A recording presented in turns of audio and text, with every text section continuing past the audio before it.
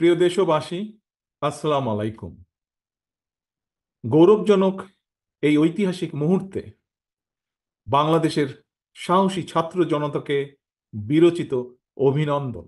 হাজারো শহীদের প্রাণের বিনিময় জনতার ঐতিহাসিক এই বিপ্লবের মধ্যে দিয়ে গণহত্যাকারী খুনি হাসিনার পতন হয়েছে, রাহু মুক্ত হয়েছে আমাদের প্রিয় বাংলাদেশ। জনতার বিপ্লবের প্রথম ধাপ চূড়ান্তভাবে সফল হয়েছে। লাখো শহীদের প্রাণের বিনিময়ে অর্জিত বাংলাদেশ কখনো পরাজয় মানতে পারে না।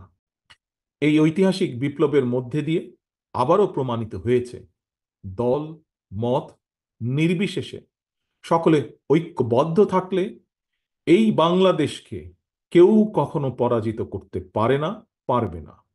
প্রিয় দেশবাসী, বিজয়ের এই ঐতিহাসিক মুহূর্তে আমি আজ সেই সব মায়েদের প্রতি বিনম্র শ্রদ্ধা জানাই, এই গণবিপ্লবে যারা তাদের প্রিয় সন্তানকে হারিয়েছেন।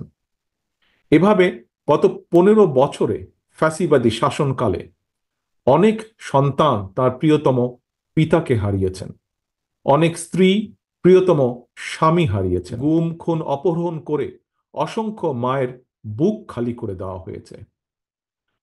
আপনাদের সন্তানের শহীদ মৃত্যু, ত্যাগ, তিতিক্ষায় 2024 সালের 5ই আগস্ট প্রিয় বাংলাদেশ আরেকটি বিজয় দেখেছে। জনতার ঐতিহাসিক বিপ্লব সফল করতে গিয়ে অসংখ্য ছাত্র জনতা আহত হয়েছে। বাসায়, হাসপাতালে কিংবা ক্লিনিকে চিকিৎসাধীন যন্ত্রণাবিদ্ধ সময়ে সমস্ত ভালোবাসা নিয়ে আপনাদের পাশে আজ সারা বাংলাদেশ।